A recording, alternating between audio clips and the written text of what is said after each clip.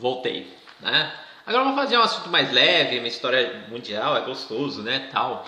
É um assunto bem interessante, chamado Os Anos Rebeldes, né?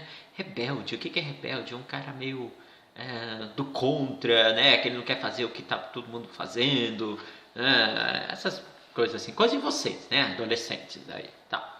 Então vamos lá, página 128, certo? Capítulo 12, Os Anos Rebeldes, página 128. Repetindo, 128. Observe as imagens a seguir. Elas contêm ícones que se tornaram muito populares na década de 60 e 70. Ícone é uma pessoa, um objeto, né, que representa seu tempo, seu grupo, ou um modo de agir e de pensar. Também é aqueles negocinho do computador, né, que simboliza algum programa, alguma coisa assim. Ícone, enfim, é alguma coisa que simboliza, né, que resume o que é uma época, um fato, alguma coisa assim, né, uma pessoa. Primeiro, ali em cima, que tem uma bandeira grande vermelha, né, tem o símbolo do socialismo, né, que é a foice e o martelo. E do lado tem o cara de boina, né, cabeludo, chamado Che Guevara. Lembra aquele que o Jânio Quadros condecorou, que é o cara que plantou o socialismo em Cuba, né? Então vamos lá. Cena de protesto ocorrida em Lisboa, Portugal, em maio de 2012, contra as medidas econômicas do governo português. Esses caras estavam querendo colocar o comunismo, né? Para resolver o problema português da crise econômica em Portugal, eles queriam colocar o comunismo, né? Liberdade de expressão, né? Cada um pode falar o que quer, pensar o que quer, mas... né? E esse outro símbolo é muito mais conhecido, né? Embaixo aí. Húngaros protestam contra a guerra no Iraque, na Praça dos Heróis de Budapeste em 2017. Né? É o símbolo da, vamos dizer assim, não da paz, mas de uma revolução, de mudanças, etc. Né? Você sabe quem é a pessoa retratada na bandeira da primeira imagem, o que significa no símbolo da segunda foto? Né? Você sabia que essas imagens se tornaram ícones para a geração dos anos 60? Até hoje, né? Tem gente que quer mostrar que é um cara rebelde, herói, não sei o que. Ele tatua o Che Guevara no braço, usa boina, né? Deixa o cabelo crescer, barba, né? O que faz a sobreviver meio século depois? As ideias deles, né? As ideias deles são muito fortes. O socialismo até hoje é muito forte, né? Mas não só o socialismo, mas, por exemplo, o Che Guevara foi um herói, um cara que mudou a história de Cuba, né? Mudou o sistema, melhorou um pouco a vida das pessoas. Por exemplo, Cuba tem uma educação fantástica, um ensino superior fantástico, saúde fantástica, só que o povo passa fome de vez em quando, uma necessidade ou outra, né? Coisa feia também. Em sua opinião, quais seriam os principais ícones dos dias atuais? Quem são os ícones da geração de vocês? Hein? Olha bem no meu olho. Ou seja, alguém vai falar, né? Grande símbolo. Um menino que parou de estudar. Um menino que mente, né? A bola bate na barriga dele, ele coloca a mão na perna, né? Ele finge que cai, ele foge da responsabilidade, dizer que ele é muito bom, mas na verdade ele não é. E pode ser o símbolo da geração de vocês, né? Vocês estão bem, viu? Eu tinha ícones, né, na época, Ayrton Senna, por exemplo. O cara era brasileiro total, ele fazia de tudo para tentar levantar a bandeira do Brasil, né, dar um pouco, ele mesmo falava que queria dar um pouco de esperança para o povo tão sofrido, tal. Qual é o jogador que fala isso hoje? Falar eles falam, mas fazer alguma coisa que é bom, nada, né? Alguns anos atrás aí, uns 10, 15 anos atrás aí, vamos colocar que era o Ronaldão, né? Engraçado, o cara gostava até de pegar uns travecos aí na rua e tal, mas o cara ganhou a Copa. É um ícone, pode ser do esporte, pode ser das artes, pode ser da política, né? Se a gente falasse assim, qual que é o ícone da política brasileira hoje? Ícone pode ser ruim ou bom, né? Você sabe quem que é, né? Aquele cara que está atrás das grades lá em Curitiba, né? Então nós não temos muito do que se orgulhar com nossos ícones, né? Dos nossos símbolos hoje que poderiam expressar o que foi um grande cara em 2018. Muito difícil, né? Vocês lembram que aquela pesquisa do Getúlio Vargas, né? De quem era o brasileiro que eles mais se lembravam, o maior brasileiro de todos, né? Getúlio Vargas ganhou essa pesquisa, né? Entre os intelectuais. Não sei entre o povo, né? Tal. Eu sei que uma vez o SBT fez e deu o Chico Xavier, né? Mas entre os intelectuais, professores assim, foi Getúlio Vargas. Eu também votaria nele, por exemplo, na época lá, né? Hoje eu ficaria muito em dúvida em quem eu votaria para ser um símbolo do Brasil. Mas vamos lá, né?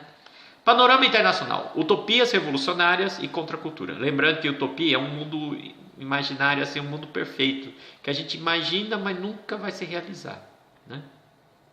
A década de 60 e 70 foram conhecidas no Brasil e no mundo como um período de sonhos e utopias. Os jovens da época contestaram das mais variadas formas a ordem social, econômica, política e cultural então vigentes, propondo em seu lugar novas formas de se comportar, de se relacionar, de intervir no mundo.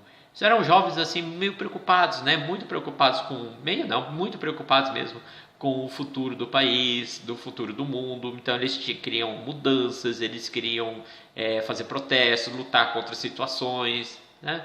E eles tinham várias formas de lutar. Por exemplo, Che Guevara pegou em armas para tirar a influência dos Estados Unidos lá e implantar o socialismo. Os ricos, por exemplo, era do paz e amor. Queriam fazer uma revolução sem armas, na paz, no amor, numa boa. Na aula que vem a gente fala deles. Mas primeiro vamos ver os caras que queriam mesmo, né? Tomar o poder para mudar a realidade. Olha lá, página 129, hein, quem não está acompanhando aí. Embalados pela experiência socialista cubana, ver quadro a seguir, muitos deles sonharam com o fim do capitalismo e a construção de sociedades igualitárias e fraternas. Se for ver a verdade, a história do socialismo é muito bonita, né? Todo mundo ser igual, todo mundo tem as mesmas coisas, todo mundo ganha praticamente igual, né? Isso significa assim que as pessoas seriam menos egoístas, menos gananciosas, tal. Todo mundo estudaria, né? Todo mundo se respeitaria. É um sonho, socialismo sim. Não que eu seja socialista, mas se a gente olhar a teoria é muito bonita. A prática que assusta a gente, né? Depois, com o pôster de Che Guevara entre seus pertences, procuravam cada um à sua maneira fazer a revolução política. Jovem que era engajado na política tinha que ter um pôster, né, grandão lá no quarto, né, pendurado na parede lá do Che Guevara. Era o símbolo do socialismo, cara que tal, né? A pôster do Karl Marx ninguém quer, né? Tal. Vamos lá. Organizavam passeatas, redigiam jornais alternativos, participavam de ações voltadas para a conscientização popular, militavam em partidos políticos. E tem aqueles, né, por exemplo, se tivesse redes sociais, também iam ser das redes sociais, ia fazer propaganda da ideia que eles querem implantar, né? Mas vamos lá. Não parou não, né? Não. Celular aí vive aparecendo as coisas aí. Depois, cadê aqui? Alguns deles chegaram até a integrar grupos guerrilheiros, almejando tomar o poder pela força, sobretudo em países que viviam sob ditaduras militares, né? Então o jovem, principalmente daquele país que mais sofria, principalmente pelo capitalismo, eles tinham um sonho de colocar o socialismo, né? Eles queriam o socialismo para consertar o capitalismo, né? Para renovar, para mudar os males que o capitalismo colocava, principalmente em países que tinham ditadura, que tinha influência capitalista, tal, né? Por exemplo, o que a gente vai ver agora, que é o caso de Cuba, né? Vamos ver por que quiseram colocar o socialismo em Cuba, certo? Vamos lá. Em 1959, teve início em Cuba uma revolução de inspiração nacionalista e depois socialista que pôs fim às décadas de caudilismo no país. Caudilismo era um tipo de governo que era puxa-saco dos Estados Unidos. Então Cuba sempre comprava as coisas dos Estados Unidos e vendia as coisas para os Estados Unidos, só que não numa verdadeira balança comercial favorável. A Cuba importava quase tudo dos Estados Unidos, né? Os Estados Unidos fazia festa, vendia de tudo para Cuba, e Cuba vendia os produtos, né? Matéria-prima, açúcar, essas coisas assim, barato para os Estados Unidos. É uma ilha muito perto ali dos Estados Unidos, né? Então era tipo uma colônia moderna, né? Vamos dizer assim. Isso seria o caudilismo em Cuba, né? Até então, a ilha era completamente independente dos Estados Unidos, que sustentavam no poder políticos que atendiam aos seus interesses econômicos, sobretudo ligados à produção de cana-de-açúcar. Então, os Estados Unidos sempre pagavam um político para ele virar presidente, né? Patrocinavam um político, né? Davam dinheiro para ele ganhar a eleição, e depois, quando ele ganhava e era presidente em Cuba, ele acabava ajudando os Estados Unidos, né? Financeiramente, comprando, vendendo açúcar e etc. Certo? O grosso da população cubana não gozava dos mesmos benefícios que a elite nativa responsável por gerir os negócios norte-americanos na ilha. Pelo contrário, a maior parte da população cubana era pobre, pouco instruída, vivia em casas miseráveis, fosse na cidade, fosse no campo. Os países da América Central ali tem muito disso, né? Eles vivem numa miséria muito grande, são explorados pelos Estados Unidos, não têm condições de melhorar, de ter mais estudo, mais escolaridade, tecnologia, enfim, eles não desenvolvem, né? Dependem dos Estados Unidos para isso. E os Estados Unidos, para poder ficar rico, ele explora mesmo esses países da América Central, inclusive essas ilhas aí, né? Liderados pelo advogado cubano Fidel Alejandro Castro Ruz, né? E pelo médico argentino Ernesto Che Guevara, ou simplesmente Che para os mais íntimos, Che. Centenas de cubanos engajaram-se em um movimento guerrilheiro para depor Fulgêncio Batista, ditador que contava com o apoio dos Estados Unidos. O que é um movimento guerrilheiro? É guerra mesmo. Pegar em armas, eles estavam se armando, né, fazendo treinamento militar, para um dia tomar o poder à força do Fulgêncio Batista, que era um presidente ditador que governava meio que a mando dos Estados Unidos ali. Então esses dois caras aí que vocês estão... Dois não, né? Esse mesmo cara aí. O Che Guevara, a gente já viu a foto, né? Esse é o Fidel Castro, que governou Cuba por um bom tempo, né? Os dois se uniram, mais alguns soldados, alguns guerrilheiros, né? População, e tomaram o poder à força do Fulgêncio Batista. Tiraram os Estados Unidos do poder, né? Então vamos lá. Aos poucos, o grupo revolucionário foi derrotando as tropas governistas e ganhando adesão popular, até que ocupou a capital do país, Havana, e tomou o poder, né? Quando o guerrilheiro, né, toma a capital, né, ele domina a capital, aí ele ganhou a guerra, certo? Tirou o Fulgêncio Batista, tirou os Estados Unidos e falou assim, a partir de agora, Cuba é socialista, certo? Vamos ler a legenda aí.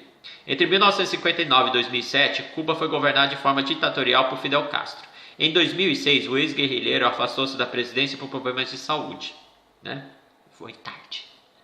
No ano seguinte, renunciou, sendo substituído pelo seu irmão Raul, que em 2008 foi eleito presidente pelo parlamento. Fidel faleceu em novembro de 2016. Raul divulgou que deixará o poder em 2018. E isso é verdade, né? Vai deixar o poder em 2018. Nas fotos, uma foto dele em 59, quando ele tomou o poder em Cuba, instalou o socialismo, e depois uma em 2004. Vocês reclamam que o tio fica escutando o tio Edgar? Dá sono. 50 minutos, enjoa, né? Não sei o que, esse mimimi, só fala. Imagine Cuba, que só tinha uma televisão, as rádios eram todas do governo, do socialismo, e Fidel Castro fazia um discurso de 6 horas seguidas. Uma vez ele fez um discurso de 3 horas, todo mundo achou estranho. Eram 4, 5, 6 horas de discurso. E ai daquele que dormisse, que não escutasse o discurso dele. Então não reclame de mim não, né? Mas esse cara já não é mais presidente. O irmão dele falou que quer deixar também por motivos de saúde, de idade, né? E parece que já elegeram outra pessoa, mas não vão tirar o socialismo de Cuba, né? Até hoje. Mas Ernesto Che Guevara e Fidel Castro foram os heróis socialistas de Cuba. Mas o que adiantou? O Fidel Castro virou um ditador, né? Sai uma ditadura, entra outra. Só a única coisa que mudou, que colocaram o socialismo. O socialismo veio agir um pouco, melhorou um pouco a vida das pessoas mesmo, né? Vocês viram que, por exemplo, lá tinham 10 mil médicos sobrando. Uma ilha muito pequena tem 10 mil médicos sobrando. Porque o ensino superior deles é muito bom, né? As pessoas saem preparadas para o ensino médio, por ensino superior, formam-se médicos, então eles têm que trabalhar para o governo. Aí o governo brasileiro precisava de médico, contactou o governo de Cuba, e Cuba cedeu 10 mil médicos para o Brasil, sem fazer falta lá. É incrível isso, né? E o Brasil faltando médico, um país que tem tanto dinheiro, que tem tanta oportunidade, né, etc. As vacinas brasileiras, né, que são aplicadas nas pessoas aqui no Brasil, elas vêm de Cuba, né? São fabricadas em Cuba, de muitas doenças assim, são fabricadas em Cuba, tá? Mas o resto também é terrível lá. Para vocês terem uma ideia lá, tem smartphone só para quem é turista, porque lá eles nem, por exemplo, acho que nem turista adianta ter um celular, porque eles não vão ter uma torre lá de, por exemplo, 3G, 4G. Infelizmente não. O celular chegou há pouquíssimo tempo para eles lá e é um preço muito absurdo. Como é socialismo, eles ganham muito pouco, né? Eles não conseguem nem comprar o celular. Passam na loja, só olham e imaginam, sonham. E sabe aquele tijolão da Nokia, da Motorola, né? Que brinca de cobrinha? É aquele celular que tem lá, não tem Android, smartphone ainda não lá. Né? Imagine um iPhone, que é o símbolo do capitalismo, jamais vai entrar lá. Né? Mas tudo bem, vamos continuar. Virando a página 130. Está acabando já, tá, gente? No contexto da Guerra Fria, a Revolução Cubana provocou uma verdadeira histeria anticomunista nos demais países do continente americano, cujas elites temiam a disseminação, a proliferação, o espalhamento do movimento socialista. Temendo a reação dos Estados Unidos, os revolucionários cubanos aceitaram a proteção militar e o auxílio econômico da União Soviética, que viam na ilha um promissor centro de irradiação do comunismo. Lembra que eu falava que o país que virava socialista, geralmente país pequeno, recebia ajuda da União Soviética? Quem virava capitalista ganhava ajuda dos Estados Unidos. E aí Cuba começou a ganhar dinheiro da União Soviética só por ser socialista. Por isso que deu para fazer grandes coisas assim no país, porque recebia dinheiro praticamente do nada da União Soviética, certo? Os norte-americanos, em contrapartida, impuseram um embargo econômico à ilha, proibindo todos os países do bloco capitalista de comercializar com os cubanos. Dessa forma, Cuba tornou-se uma peça no jogo entre as duas potências. Estados Unidos falou o seguinte: quem vender ou comprar alguma coisa de Cuba socialista, eu vou brigar com vocês. Então não era para o Brasil, não era para a Argentina, ninguém do bloco capitalista comprar nada de Cuba, a não ser a vacina que podia, uma coisa de, vamos dizer assim, de saúde, então eles não questionavam, mas a matéria-prima ou o Brasil poder vender uma panela que fosse, não podia, porque os Estados Unidos deixavam. E se o Brasil fizesse isso, é perigoso receber um ataque dos Estados Unidos, porque nós estamos vivendo a época da Guerra Fria. A situação econômica da maior parte da população cubana melhorou após a Revolução, se comparada ao período pré-revolucionário. Comparar na época do Fulgêncio Batista dos Estados Unidos e comparando agora do socialismo do Fidel Castro, era muito melhor o socialismo do Fidel Castro. No entanto, o embargo econômico imposto pelos Estados Unidos, que persiste até hoje, deixou o país em situação econômica precária, sobretudo após a dissolução da União Soviética. Até quando tinha a União Soviética, Cuba ainda ia, dá para sobreviver e tal. Mas depois que a União Soviética acabou, parou de dar dinheiro para Cuba, Cuba deu uma caída braba, pesada. E é um país hoje bem pobre, para vocês verem, tem uma ideia lá, você anda lá no centro da cidade e vê aqueles carros da década de 60, por exemplo. Lá não pode entrar nenhum carro, ninguém pode vender nenhum carro para a ilha. Então todos os carros que eles têm lá ainda estão rodando são da década de 50 e 60 que eles estão consertando e não sei como anda até hoje. Um ou outro entra pelo mercado negro, um carro ou outro ali. Além disso, a Revolução não trouxe grandes avanços no plano político. A repressão e a perseguição aos opositores do regime são práticas comuns em Cuba, onde ainda vigora o regime do Partido Único. Então, por exemplo, lá ainda é muito comum político morrer, político sumir, porque os socialistas faziam isso igual os outros também faziam. Também não tem diferença nenhuma, não. A internet é controlada e uma blogueira de oposição, Yohane Sanchez, se tornou conhecida internacionalmente por desafiar o regime e publicar críticas em seu blog. Ela consegue publicar posts a partir de servidores fora de Cuba, contando com uma rede clandestina de envio. Então, quem quer fazer protesto contra Cuba, usando a internet de Cuba, não dá. Você tem que comprar a internet do governo cubano. Então, na hora que você fala sobre o governo, fala mal, não sei o que, o Google meio que identifica e não deixa você postar aquele texto, aquela imagem, coisa e tal. Se você consegue postar, tem os caras do governo que fazem a vigilância e apagam seu post. Eles controlam a procura de determinadas palavras, de determinados conceitos no Google. País socialista, o Google sofre muito. Mas essa jornalista ela consegue ainda fazer uma crítica ou outra, mas porque ela paga servidor internacional. Não paga o servidor, não compra a internet do governo cubano, compra a internet de outros caras, via satélite.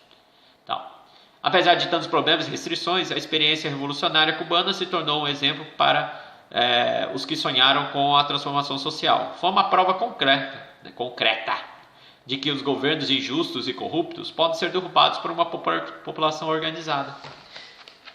O ideal era o seguinte: se é um ditador, a população tem que se unir, derrubar e consertar o capitalismo. Vamos trabalhar, vamos colocar políticos honestos, fazer uma mudança geral. Cuba colocou o socialismo, mas não mudou a política. Continuaram ditadores, continuaram sendo pessoas muito ruins na política, um partido só, não deu chance da população participar dessa política. E os caras governam 20 e poucos anos e mais anos aí, sem eleição, sem nada. Então é uma coisa errada, mas é uma mudança. A população tem muito poder, ela não sabe ainda o que fazer com esse poder, né? Então, por hoje é só, né? Dá um like, compartilha, escreve nos comentários, né?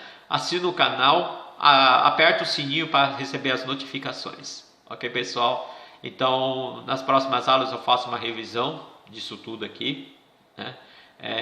Vou corrigir a tarefa como se fosse tarefa dada, né? Aula dada, aula estudada hoje. Então, tem que fazer essas 2 tarefas do capítulo anterior lá. Quem quiser já adiantando fazendo as outras tarefas, também já fica menos serviço depois. Mas também não cansa não, isso aí. O mais importante é mesmo aqueles 2 exercícios que eu já dei, ok? Então espero que vocês tenham se comportado, obedecido a tia Rosimer, tá bom? E talvez eu vou subir esse vídeo aqui lá pro meu canal no YouTube. Então não é brincadeira não, dar um like, compartilhar, fazer um comentário. Apesar que eu não vou ganhar nada com esse vídeo aqui, não é nem um centavo de dólar. Tudo bem, galera? Então, até mais.